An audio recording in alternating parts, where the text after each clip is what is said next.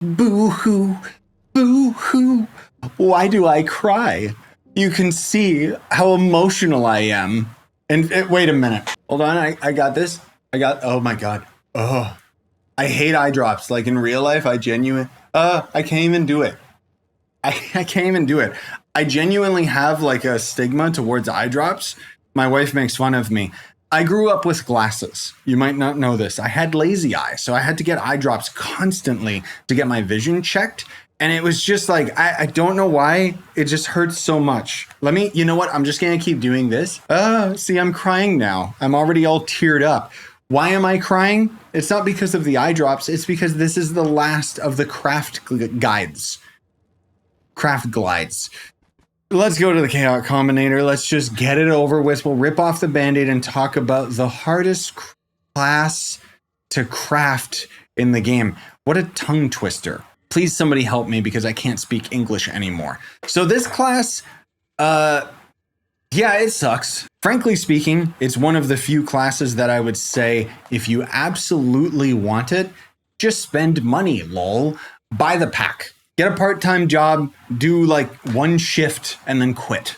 Or just, help your nana mow the lawn or help your dad take the boat out. I don't know. And just buy the pack. Video over. Thanks for watching. Smash like, subscribe, hit that notification bell, and buy the merch if you want to. The new store is significantly cheaper than it used to be because now I've migrated everything over to the new store. Okay, fine. Let's get into it. So first, there's the Phoenix Soul, and all of these resources are going to be crafted at the Uplands bench. So we go to Sundered Uplands, and we got to find one of the stupid outposts, which I think I just spotted one. Yep, right down here. So we just got to find the Sundered Uplands workbench, which we can technically craft these workbenches and put them in our club worlds, or maybe we find them off of enemies and put them in our club worlds or something. Anyways, the Phoenix Soul itself. Oh, dear Lord. All right, let's get started. First of all, Phoenix Motes, an extremely rare resource. You know it's bad when the devs themselves typed out it's found rarely.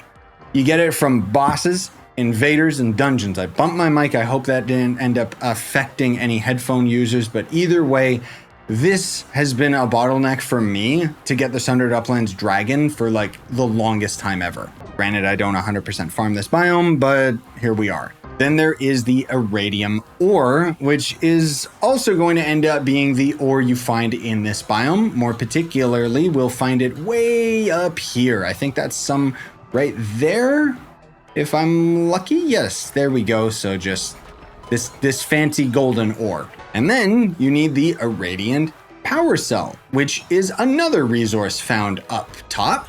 Now, I do have a mod that points these out with this little icon right here, but you're essentially looking for one of these bad boys right there. And lastly, the Irradiant Soul. 15 of them. Oh, goody.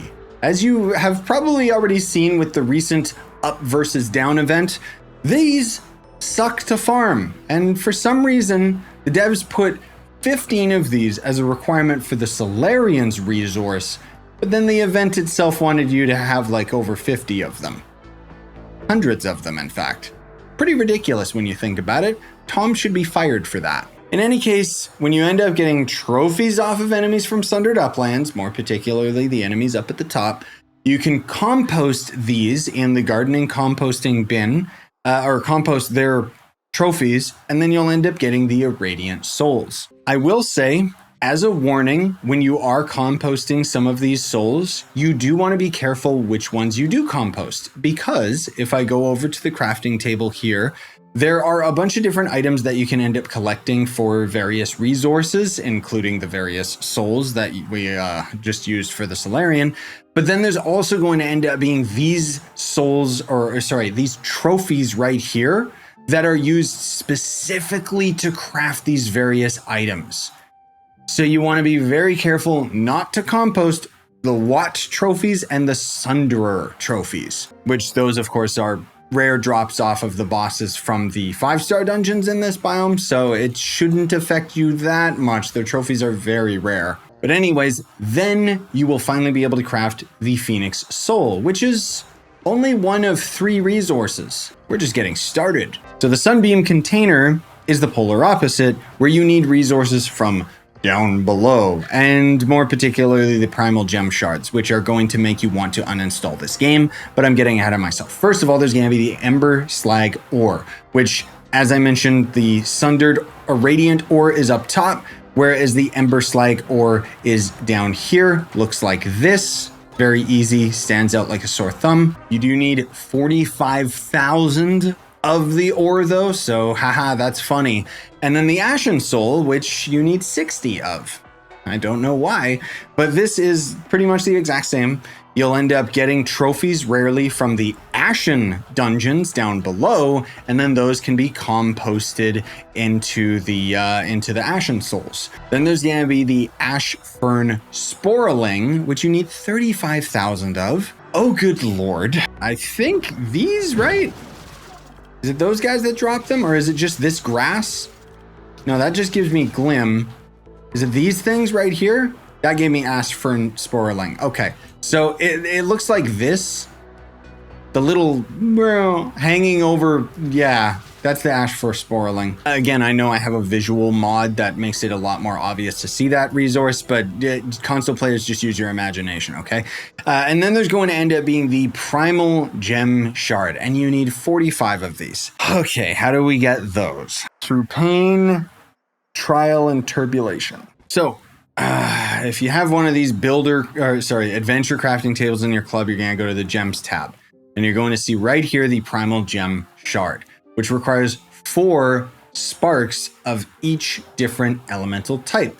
How do you get a gem spark? Well, the Fire Gem Spark, all of them, in fact, cost 30,000 of their respective gem dust just to craft one of them. Which means that in order to craft the Primal Gem Shard, you're going to need 12,000 gem dust for fire, water, air, and cosmic. Now, I do have videos that cover this in more detail, but the short answer is if you have a lot of flux, gem dust is easier to obtain than you would think, at least if you're kind of at the mid to end game, because you basically will end up getting crystal gems as a drop, if you can handle it, and then you will upgrade those gems to level 25, which is going to be pretty costly on your flux. But then when you loot collect that gem, you'll actually get a lot more gem sparks back than the amount of gem dust that it costs to level that gem up in the first place. So again, you're going to be losing the flux forever, but you'll actually get a lot more gem dust back. Otherwise, yeah, you need 45 of these, which means 12,000 times 45. 540k of all of the gem dust types just to end up crafting this stupid little tiny box. It gets worse, don't worry. But next resource is going to end up being the Unnatural Device. The Unnatural Device is another resource found down below, and this one, as far as I know, is pretty uncommon. Let me see if I can find one for you guys. Kind of really uncommon. Oh my god.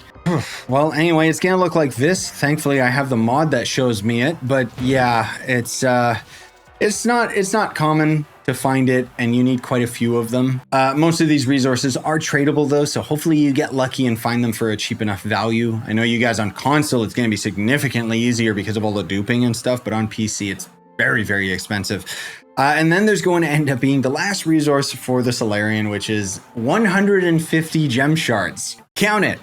That's 12,000 gem dust times 150. And that's not including the 45 that you needed out of this. Well, for these alone, you need 1.8 million of every gem dust type in order to craft the amount of sparks that are needed to craft the Primal Gem Shards. This right here is why you just buy it. Just buy the class, because frankly speaking, the amount of time that you would have to invest in order to get all of these various resources, because keep in mind that gems are not tradable, which means that you have to earn this gem dust all by yourself. You can't rely on the market or anything like that. Yeah, it's cheaper for you to just get a part-time job for like a single day and get enough money to end up crafting the class. I know that that seems like a joke, but really it's actually ridiculous how expensive this class is. But at the very least, then you would end up having one of the strongest classes in the game.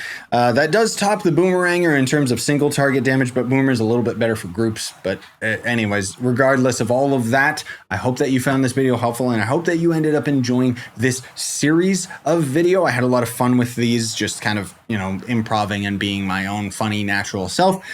I hope it was funny anyways, and probably was cringe, but I don't care what TikTok Zoomers think. I only care what you guys think, and I hope you enjoyed it. And if you did, smash like, subscribe, hit that notification bell, leave a comment down below, you know, celebrating the end, at least until we end up getting a new class to the game. Fingers crossed, right? With all of that said, I hope you enjoyed, and I hope you guys had a wonderful time, because that is my main goal, is to make these both fun and entertaining at all costs.